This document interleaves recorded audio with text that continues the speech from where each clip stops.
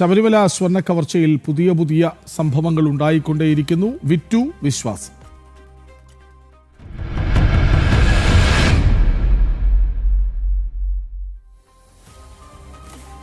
ശബരിമല സ്വർണ്ണക്കവർച്ചയിൽ അറസ്റ്റിലായ മുൻ executive officer Sudheesh കുമാറിന്റെ ജാമ്യ ഹർജി തിങ്കളാഴ്ച കൊല്ലം വിജിലൻസ് കോടതി പരിഗണിക്കും.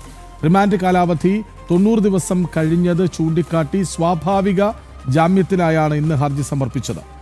SIT ഇതുവരെ കേസിൽ കുറ്റപത്രം സമർപ്പിക്കാത്തതിനാൽ സുധീഷ് കുമാറും ജയിൽ മോചിതനാകാൻ സാധ്യതയുണ്ട്. വിവരങ്ങളുമായി M മനോജ് ഒപ്പം ചേരുകയാണ്. മനോജ്, നോക്കൂ, ഇങ്ങനെ ഒച്ചിടയും വേഗത്തിൽ SIT ഉദാര മനസ്കത കാണിക്കുമ്പോൾ ഓരോരുത്തരായി പുറത്തേക്ക് വരികയാണ്. എന്തുകൊണ്ട് കുറ്റപത്രം വേഗത്തിൽ സമർപ്പിക്കാനായില്ല എന്ന ചോദ്യം സജീവമായി ഉയർന്നു കേൾക്കുന്നുണ്ട്. അങ്ങനെ ഒരാൾ കൂടി പുറത്തേക്ക്.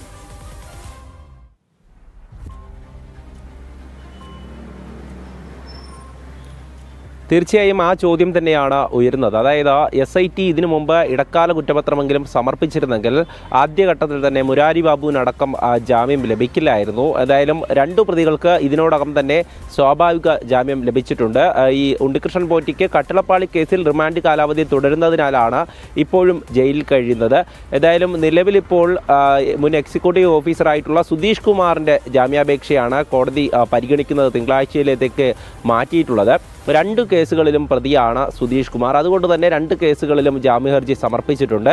ഈ ജാമ്യഹർജി പരിഗണിക്കുമ്പോൾ സ്വാഭാവികമായും കുറ്റപത്രം സമർപ്പിക്കാത്തതിനാൽ ഒരു സ്വാഭാവിക ജാമ്യം അനുവദിച്ചു നൽകാനാണ് സാധ്യത. കാരണം കഴിഞ്ഞ 2 പ്രതികൾക്കും അത് തന്നെയായിരുന്നു സംഭവിച്ചത്. കഴിഞ്ഞ ദിവസം മുൻ അഡ്മിനിസ്ട്രേറ്റീവ് ഓഫീസറായിരുന്ന ശ്രീകുമാറിന് 43ാമത്തെ ദിവസം തന്നെ ജാമ്യം ലഭിച്ചിരുന്നു. സ്വാഭാവിക ജാമ്യമല്ല എങ്കിൽ പോലും ജാമ്യം ലഭിച്ചിരുന്നു. ജയിൽ മോചിതനായിരുന്നു. അത്തരത്തിൽ ഈ കേസിലെ ഓരോ പ്രതികളായ ആളുകളും, അതായത് അറസ്റ്റിലായി റിമാൻഡിൽ കഴിയുന്ന ആളുകളും പുറത്തേക്ക് ഇറങ്ങുകയാണ്. അതോടൊപ്പം തന്നെ ഇതിൽ പ്രധാനപ്പെട്ട കാര്യം, മുഖ്യപ്രതിയായിട്ടുള്ള ഉണ്ണികൃഷ്ണൻ പോറ്റി ഈ കട്ടിളപ്പാളിയിൽ റിമാൻഡ് കാലാവധി 90 ദിവസമാകാൻ ഇനി കുറച്ച് ദിവസങ്ങൾ മാത്രമേ ബാക്കിയുള്ളൂ.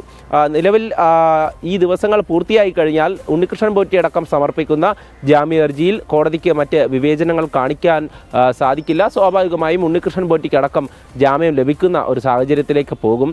എന്തായാലും SITക്കെതിരെ തന്നെയാണ് വലിയ വിമർശനം ഉയർന്നത്. കാരണം ഇത്രയും ദിവസമായിട്ടും കുറ്റപത്രം സമർപ്പിക്കാത്തത് എന്ത് എന്നുള്ള ചോദ്യം അങ്ങനെ ഉയർന്നു നിൽക്കുമ്പോഴാണ് ഈ പ്രതികൾക്കൊക്കെ ജാമ്യം ലഭിക്കുന്നത്. അതോടൊപ്പം തന്നെ അറസ്റ്റിലായ മറ്റു പ്രതികളും ജാമ്യ ഹർജിയുമായി കോടതിയെ സമീപിക്കുകയാണ്. അതായത് സുധീഷ് കുമാറിന് ശേഷം അറസ്റ്റിലായ KS ബൈജു അടക്കമുള്ള ആളുകൾ ഇനി വീണ്ടും കോടതിയിൽ ജാമ്യ ഹർജി സമർപ്പിക്കും. എന്തായാലും അവർക്കും ജാമ്യം ലഭിക്കാനാണ് സാധ്യത.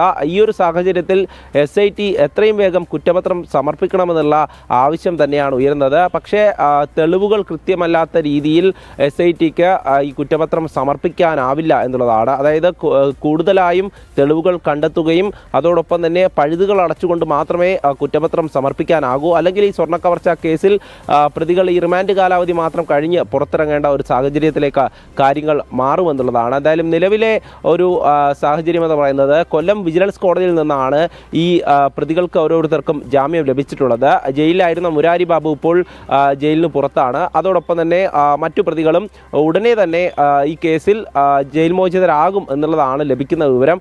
അതോടൊപ്പം തന്നെ കൂടുതൽ അറസ്റ്റ് ഉണ്ടാകുമെന്നുള്ള കാര്യം അന്വേഷണ സംഘത്തിൻ്റെ ഭാഗത്തു നിന്നും വരുന്നുണ്ട്. എന്തായാലും സ്വർണ്ണക്കവർച്ച കേസിലെ ഒരു അന്വേഷണം ഏത് വഴിക്കാണോ പോകുന്നത് എന്നുള്ളത് സംബന്ധിച്ചും അതോടൊപ്പം തന്നെ അറസ്റ്റിലായ പ്രതികൾക്ക് ഇത്തരത്തിൽ ജാമ്യം ലഭിക്കുന്നു എന്നുള്ളത് സംബന്ധിച്ചും വലിയ തരത്തിലുള്ള ഒരു ആശങ്ക നിലനിൽക്കുന്നുണ്ട്. എന്തായാലും EDയുടെ അന്വേഷണം കൂടെ ഒരു ഭാഗത്ത് നടക്കുന്നുണ്ട്. അതേസമയം തന്നെയാണ് SITയുടെ അന്വേഷണം മറുഭാഗത്ത് നടക്കുന്നത്.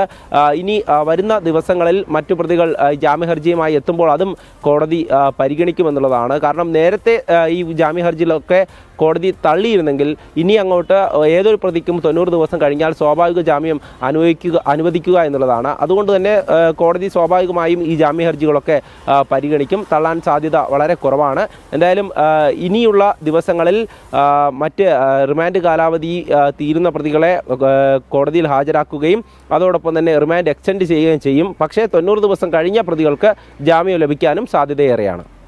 ശബരിമല സ്വർണ്ണക്കവർച്ചയിൽ അറസ്റ്റിലായ മുൻ എക്സിക്യൂട്ടീവ് ഓഫീസർ സുധീഷ് കുമാറിന്റെ ജാമ്യ ഹർജി തിങ്കളാഴ്ച കൊല്ലം വിജിലൻസ് കോടതി പരിഗണിക്കും. SIT കുറ്റപത്രം സമർപ്പിച്ചിട്ടില്ലാത്തതിനാൽ ജാമ്യം കിട്ടാൻ പുറത്തിറങ്ങാൻ സാധ്യത. വിവരങ്ങൾ നൽകുകയായിരുന്നു M മനോജ്.